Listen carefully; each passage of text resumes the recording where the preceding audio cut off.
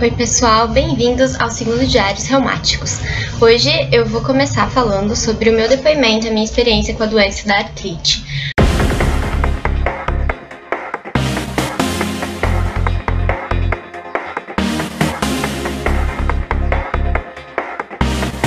Bom, eu fui diagnosticada quando eu tinha 5 anos, a partir de uma uveíte causada no meu olho esquerdo. Então foi assim, eu acordei e eu não conseguia abrir o olho de jeito nenhum, e eu comecei a chorar desesperadamente, a minha mãe me levou no médico.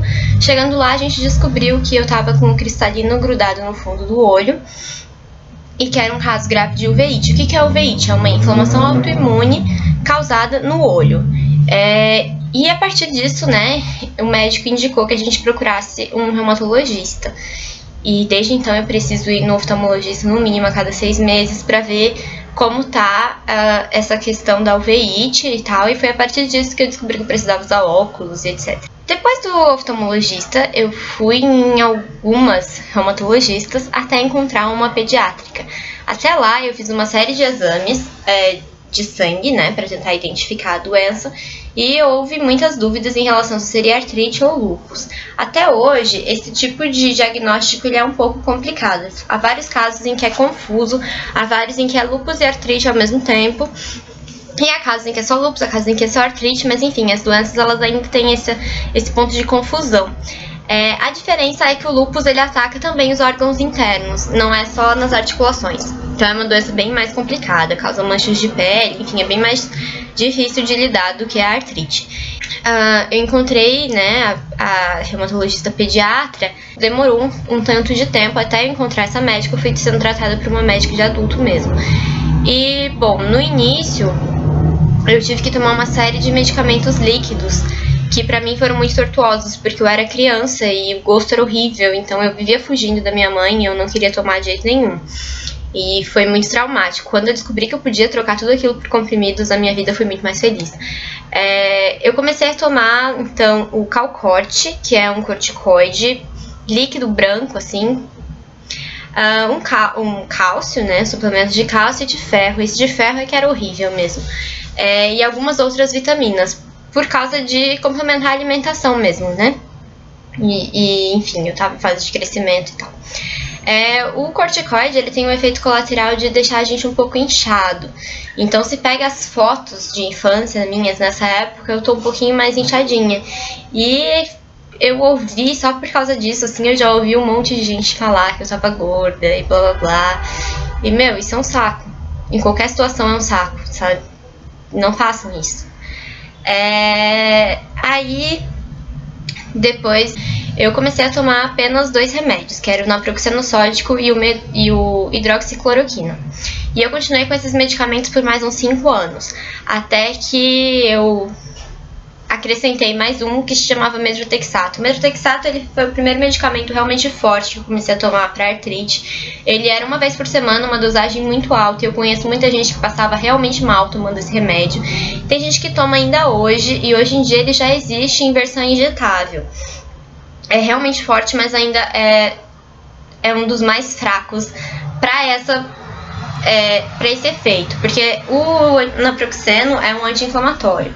E o metrotexato, ele tinha a função de fazer com que a doença não se proliferasse, né? Então, assim, olha, aquela articulação ali já foi, beleza, mas vamos tratar ela e fazer com que não ataque em outra. E com o desenvolvimento da tecnologia, surgiram outros remédios com o mesmo efeito, que são os agentes biológicos. Eles são injetáveis e, assim, é uma célula que tem a função de não deixar a doença ir se espalhando. Então, no dia que você toma, ela vai primeiro, a maior parte do grosso do remédio vai para a articulação que está mais infectada, inflamada e doída, e aí ele vai se espalhando por todo o corpo. A ação é muito mais rápida e eficaz mesmo, mas é um remédio são remédios de custo altíssimo. Então a gente tem 2 opções, que são os planos de saúde ou o SUS. Há muitos planos de saúde que, graças a Deus, já proporcionam esses medicamentos, mas o SUS ainda é o melhor jeito de conseguir. É só você pegar uma série de papeladas, é uma burocracia enorme, mas quando você consegue, você vai lá todo mês, retira seu remédio e tá tudo tranquilo. Esses remédios, o primeiro que eu tomei, que foi assim, chamava Enbrel. ou etanercept. É uma injeção que eu tinha que tomar em casa mesmo, subcutânea. Então, a princípio, meu pai que me aplicava, depois eu comecei a aplicar em mim mesma. Mas aí ele parou de funcionar, eu troquei por um outro que se chamava Orencia ou Abatacept, que aí esse sim eu precisava ir numa clínica, porque é endovenoso, então eu preciso que outra pessoa aplique em mim. Eu fiquei tomando ele por uns 2 anos e meio, por aí. E eu troquei recentemente para um terceiro agente biológico que chama Actenra ou tocilizumab. E que também é o mesmo esquema de tomar na veia e tal. Então cada medicamento desses ele tem um tipo de ação diferente e uma quantidade de tempo diferente necessária para tomar. Por exemplo, o Orencia demorava meia hora, o tocilizumab já demora 1. E tem remédios que demoram 5, 6 horas, enfim, depende muito. E cada pessoa pode, né, passar por uma série de remédios e nenhum se adaptar com nenhum, se adaptar com o primeiro. Cada um tem a sua própria história e a sua própria experiência na doença. Mas o fato é que a gente vai estar sempre precisando fazer uma série de consultas, de exames e tomando remédios. E eu digo isso por quê? Porque não é só ir no reumatologista. Então, as articulações, elas ficam entre um osso e o outro. Então tem muita coisa ali que é coisa de osso e a gente precisa ir no ortopedista, a gente precisa ir no oftalmologista, principalmente para quem tem a oligoarticular, que é o meu caso, por causa da questão da uveíte. E também é bom a gente ficar de olho nos órgãos internos, porque os medicamentos, por mais que sejam super bons para artrite, eles acabam causando efeitos colaterais, principalmente com relação ao fígado e afins. Então é bastante importante estar sempre indo no gastro e tal, para ver se você não está com gastrite ou algum outro problema. E também sempre controlar bem a glicemia, a pressão, essas coisas. Logo, assim, pessoas que têm doenças autoimunes são pessoas que precisam estar sempre em observação médica. Não tem outra opção. Aí, bom, além desses tratamentos medicamentosos, eu fiz uma série de outros medicamentos ao longo da minha vida. Minha mãe, ela sempre foi uma pessoa que acredita em outras formas de medicina. Então, eu tomei uma série de chás que ajudariam. Eu faço bastante compressa quando tá muito inflamado, assim. Compressa gelada me ajuda bastante. Eu já passei óleos de cobras e afins nas articulações, porque tinha a ideia de que isso ia ajudar.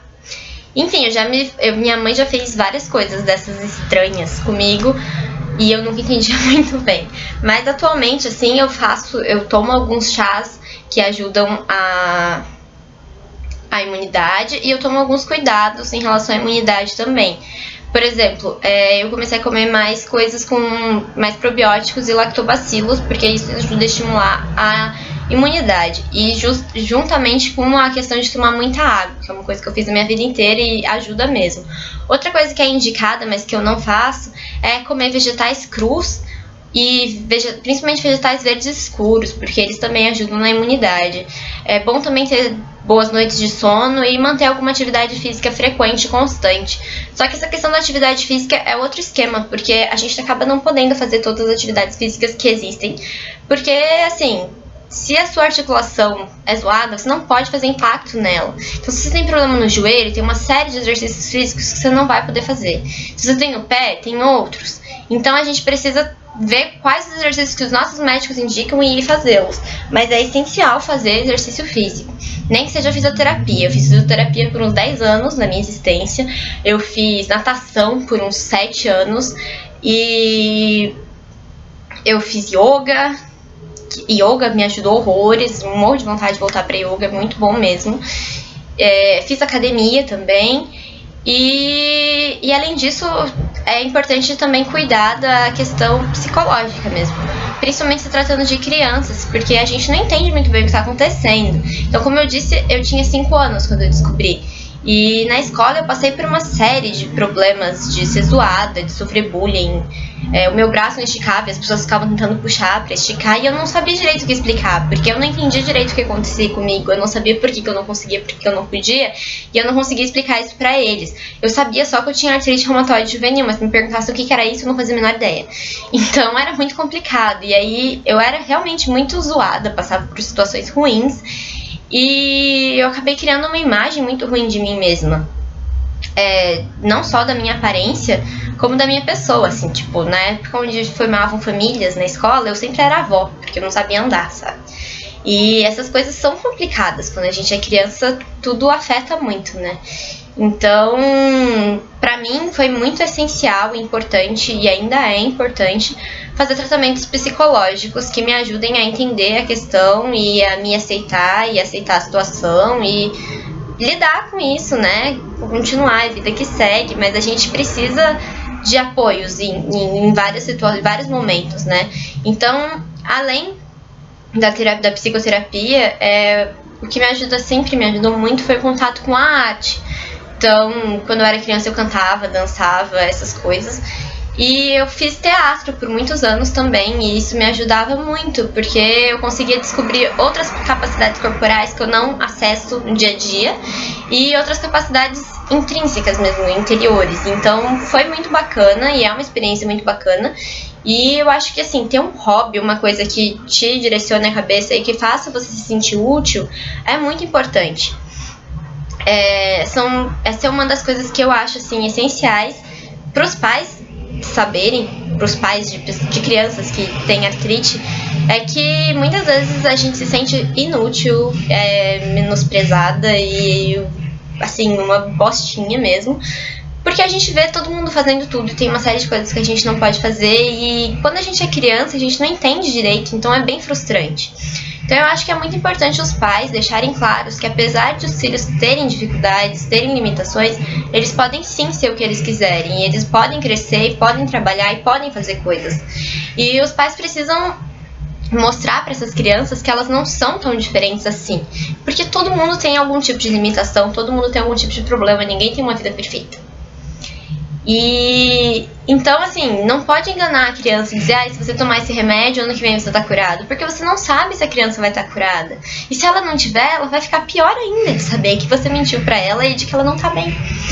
Então é difícil, é extremamente difícil você chegar e, é difícil pro pai e pra mãe admitir e assumir que seu filho tem um problema, assim, que não é fácil de tratar, não é fácil de curar, demora pra caramba e tem uma série de outras coisas envolvidas. Mas é muito difícil também pra criança, sabe? Conseguir lidar com tudo. Então é muito importante que os pais tenham esse tato e que consigam suportar a criança. Suportar, que eu digo, não tipo que a criança vai encher o saco, suportar de dar apoio mesmo pra essa criança em tudo que ela precisar, mas ao mesmo tempo deixar com que ela faça, deixar com que ela se arrisque, deixar com que ela caia, deixar com que ela se quebre. Porque, assim, é só assim que a gente vive, sabe? Não adianta você criar uma bolha em volta da criança só porque ela tem artrite, porque um dia ela vai romper essa bolha e vai ser complicado pra ela. Então é isso.